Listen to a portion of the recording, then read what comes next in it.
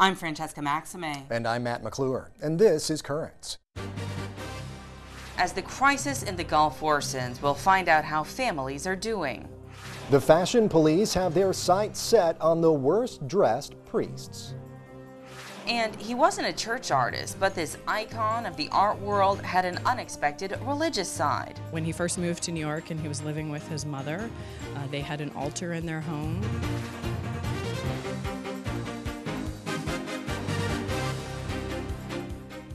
Well, good evening and thank you for joining us. BP hit a snag today in its effort to contain the oil leak in the Gulf of Mexico. The company was forced to remove the containment cap that had been capturing much of the oil gushing from the broken wellhead. It now flows unchecked until the problem can be fixed. The Obama administration's point man on the spill, Coast Guard Admiral Thad Allen, explained the problem at a news conference this afternoon. We had an incident earlier today where they noticed that there was some kind of a gas rising through the vent that carries the warm water down that prohibits hydrates from forming. Out of abundance of caution, the Discover Enterprise removed the containment cap with the riser pipe and moved away until they could assess the condition. They've indicated that the problem was a remotely operated vehicle that had been around the lower marine riser package had bumped into one of those vents that allows the excess oil to come out. This latest obstacle comes on the same day it was announced 2 oil recovery workers died in circumstances not related to the cleanup. Well, in the meantime, residents along the Gulf Coast continue to suffer as more and more oil comes ashore. The pastor of a church in Grand Isle, Louisiana, says fishing and swimming are off limits and their livelihoods and quality of life are really suffering. Well, to put all of this into perspective, I spoke earlier today with someone who is heavily involved in the lives of local fishermen and their families, Father John Arnone. He's the pastor of St. Bernard Parish just outside New Orleans. Father John, thank you so much for joining us once again here on Currents. We appreciate your time, sir. Oh, not a problem.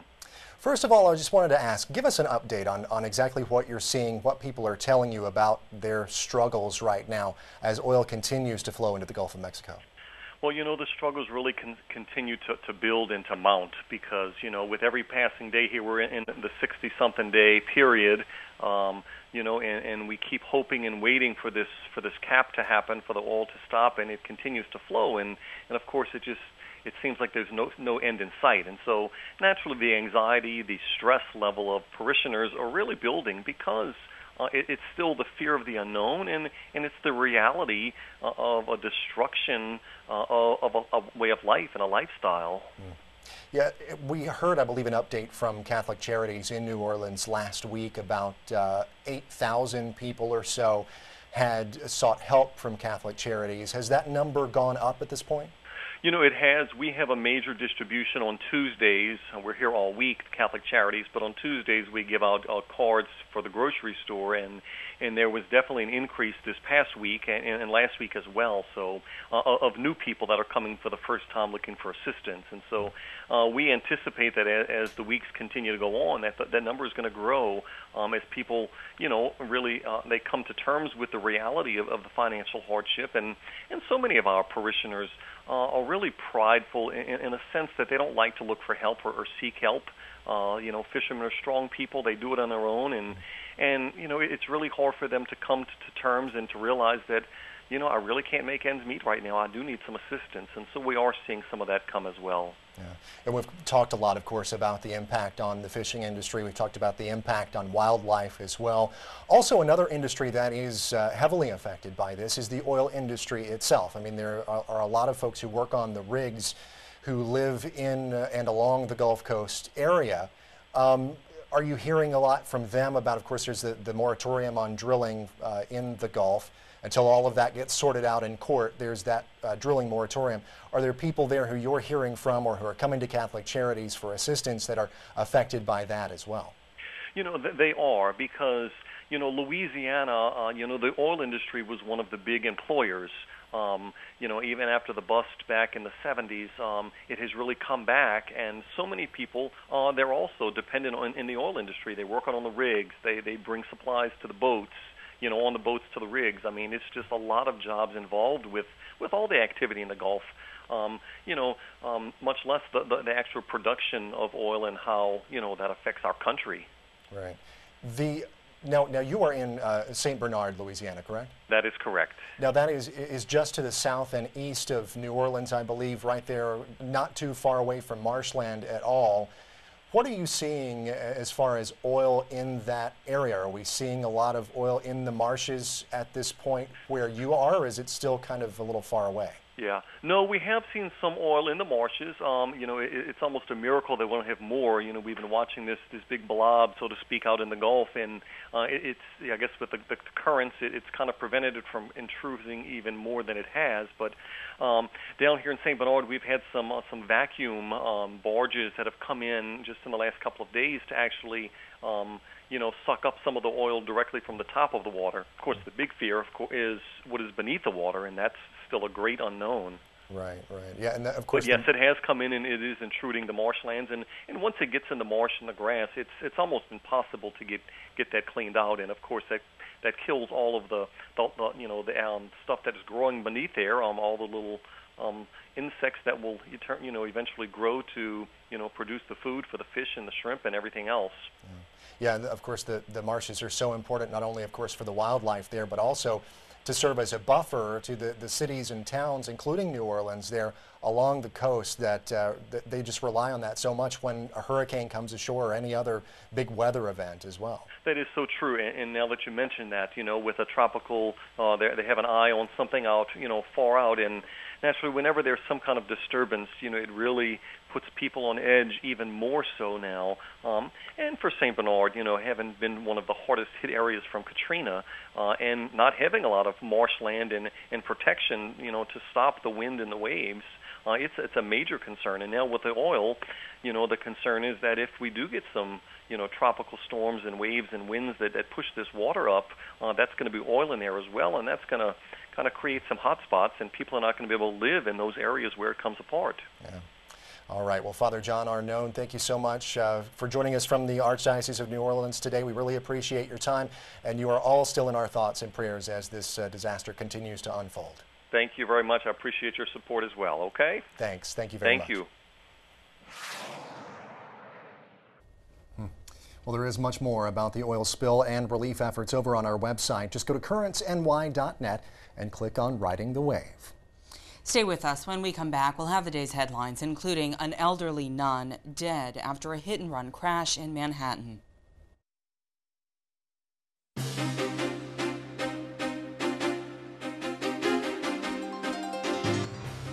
Welcome back to Currents. I'm Francesca Maxime. And I'm Matt McClure. Coming up later, the church races against the clock to try to solve a humanitarian crisis.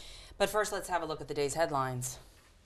History is made in South Carolina as the Republican Party nominated an Indian-American woman for governor. Nikki Haley is a pro-life Christian who converted from the Sikh faith at a young age. Haley's religion was called into question during the primaries. If elected, she would be the first Indian-American female governor in the U.S.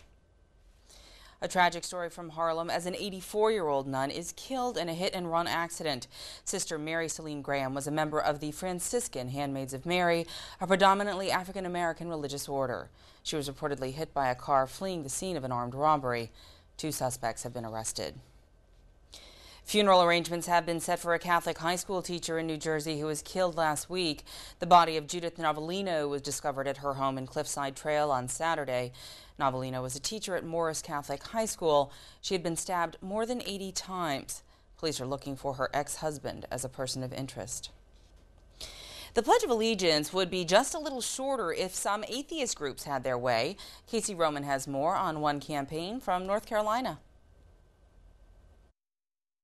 One nation, a part of the pledge that's missing under God. indivisible. The part that's about to be previewed on a billboard off of Carolina Beach Road. Pledge of Allegiance for decades did not have that phrase in there, and it is in fact discriminatory and should be stopped. We should enfranchise all people. We're all Americans.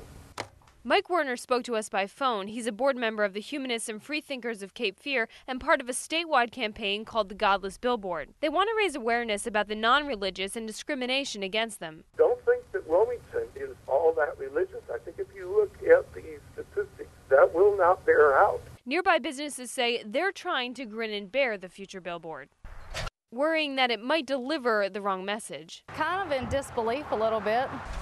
Our country was founded on godly Christian principles, and I think it's a shame. The sign is in the backyard of Mike Connolly's business, and he's not happy about it. I've got some concerns that, somebody may try to do something stupid, maybe try to burn it down or throw something at it. Drivers may only see it for a second. Mike says they shouldn't see it at all. Religion's something that just should be left alone, not on a billboard. The campaign wants to get your attention, and they want to make Wilmington see that all Americans are under the same flag, but they say not the same God. That is Casey Roman reporting. From Connecticut, a school district has removed the phrase "in the year of our Lord" from high school diplomas. The superintendent says a former elected official made a complaint about the phrase last year when she had a daughter at one of the local high schools. The superintendent says they don't want to offend anyone. The Phantom of the Opera, South Pacific. How about John Paul II? A musical based on the life of the popular pontiff is being produced in Rome. It was written by two priests. One wrote the words, the other the music. The 2-hour production covers John Paul's entire life.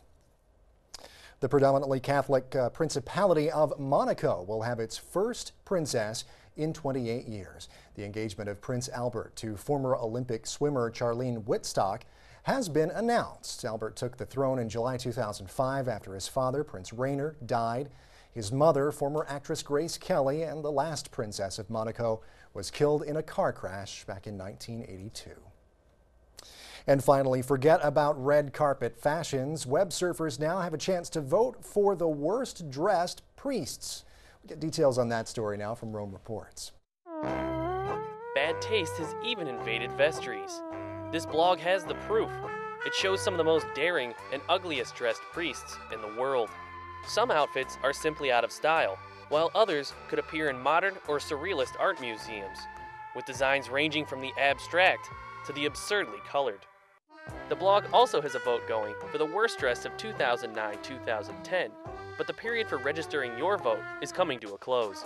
Determining a winner won't be easy, as there's plenty of competition for who is the world's worst dressed priest.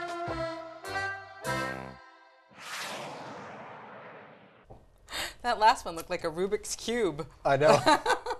Love the music, too. Yeah, it's funny. All right, stay tuned. There's more current straight ahead. Just ahead, a nation in need of healing. What the church is trying to do.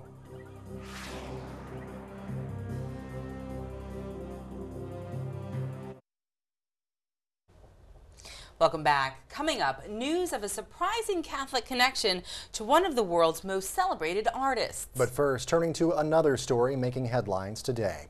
In the Sudan, word that 2 German aid workers have been kidnapped. It comes as more humanitarian agencies are leaving the Darfur region because of increased violence and kidnappings. About 600 people have died in Darfur in the last month. That's the highest monthly total since UN peacekeepers were deployed there in 2008. The turmoil in the Sudan is not only affecting UN workers, but also Catholic missionaries. The church makes up a small minority of the country, and as we hear from Rome Reports, it is facing an uphill struggle. The humanitarian crisis in the Darfur region has kept Sudan in the news since 2003. This bloodshed mars the brief history of the country. Political and ethnic divisions are its biggest obstacles in development. There is a generation that has not known peace. When you talk to them of peace, they can't make a sense of it. What is peace? They know how to rob, they know how to lie, they know how to cheat, they know how to abuse, they know only how to fill their stomachs, and they don't care anything about others. The bishop explains that healing the wounds of war and reconciling communities are the greatest challenges the church faces in Sudan. Trying to heal people from the anger and the resentment and the hatred that is in their hearts, that has got to be removed. It is more damaging than lack of food. When we do not forgive, we become less human beings. Catholicism is a minority religion in Sudan, with only 8% of the population practicing. The bishop says the main problem is a lack of priests. Missionaries are growing older, and new life is needed. Our Christianity, yes, is growing, but it is under the threat of poverty, of the sex, political Islam, and of the lack of development. Sudan's first multi-party elections in 24 years took place in April, and a referendum on the situation in Darfur has been set for January 2011. The bishop calls on political leaders to take note of the country's changes. To lead people to happier lives, and not to lead people to conflicts every time they come to power. And so that people enjoy the good things of life that our God has destined for man. Good, clean drinking water, good security, education, health, roads, transport. So these are services. These are services that enhance the human dignity of every human being. The UN mission and the African Union have denounced the increasing violence in Sudan. The latest figures say that some 400,000 are dead, and more than 2 million have been displaced since the start of the conflict in 2003. Stay with us. We'll be right back. When we return, we'll paint a different picture of one well-known artist. He was a visionary. He saw the future.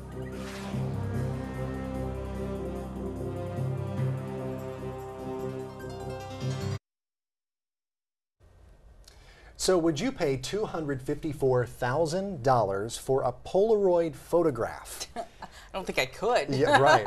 Exactly.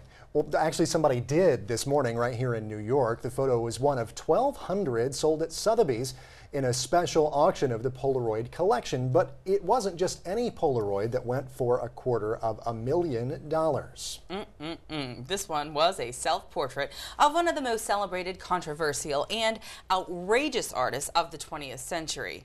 And one who, to the amazement of many, was also a devout Catholic. It is Andy Warhol.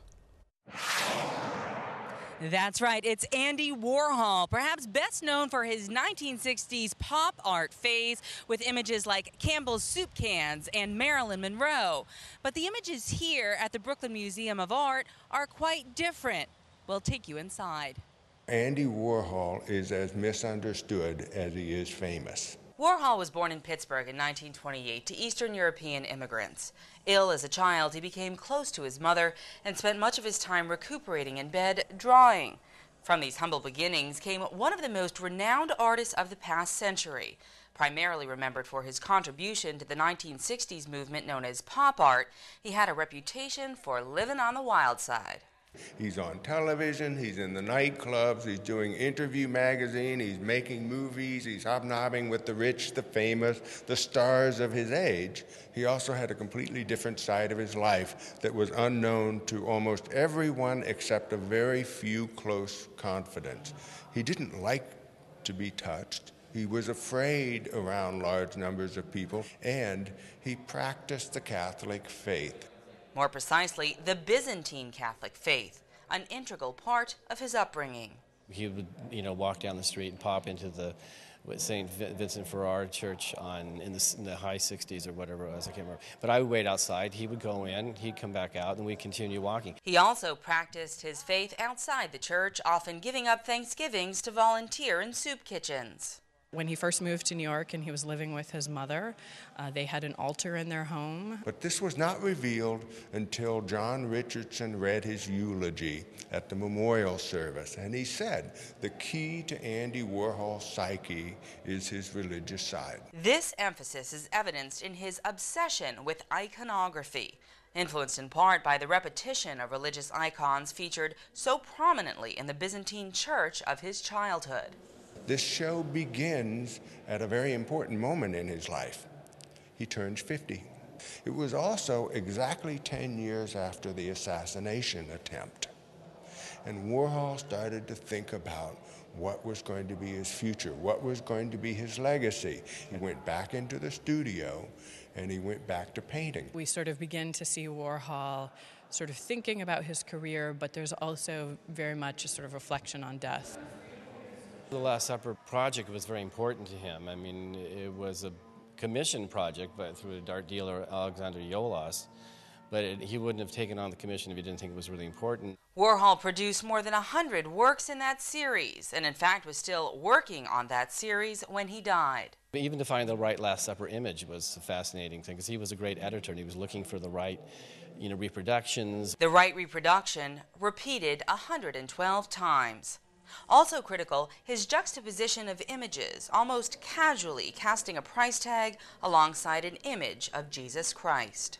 Pop irony always makes you skeptical of the degree of sincerity, but his daily votives, he kept an icon over his bed and a cross on his bedstand and was known to pray every day. People will really get more of that personal side of Warhol's work when they see this show. And I think there'll be a lot of discoveries in what people will see. He was a visionary. He saw the future. And he died prematurely, at a young age of 58. We are our own walking reconciliation of our own inherent contradictions. Andy Warhol embraced his contradictions in his public and private life, and you see it come out in the artwork. I really enjoyed that. And, he was, in fact, a contradiction and a bit of an enigma. And one of the things that really isn't discussed much openly is his sexuality. But in an interview in 1980, when he was 52 years old, he actually admitted, he said, "I am a virgin." He said he was still a virgin at that time. Wow, wow, yeah, definitely a very private individual and someone who, you think of pop art, and the first name that comes to mind really is Andy Warhol. You think of Catholicism, not so much. It's going to be maybe one of the last names that you would think of as far as Catholicism. So he did keep that part of his life and several parts of his life very private. I know that he was known to, in interviews, a lot of times, just answer yes or no to questions, because he did like to be kind of intensely private. Enigmatic, and he also was sort of making fun in a way of over celebrity, and yet he was infatuated with Hollywood, the Marilyn, the Elvis, and all of that. So it's really a great exhibit over at the Brooklyn Art Museum, and it's open to all, so you can check it out. I posted more about Andy Warhol and this exhibit over on our blog. Just head to currentsny.net and click on Riding the Wave. Enjoy it for yourself. Yeah, absolutely. Definitely Andy Warhol, one of a kind. Well, that is it for tonight. Now, coming up tomorrow, with today's resignation of General Stanley McChrystal, attention is again turning to the 9-year war in Afghanistan. So how does U.S. policy there fit into the Catholic theory of just war? An expert will offer some thoughts. Meantime, remember, you can always catch us online at currentsny.net. You can also check out our Facebook page as well. Until next time, I'm Francesca Maxime. And I'm Matt McClure. Thanks so much for joining us. Have a great night.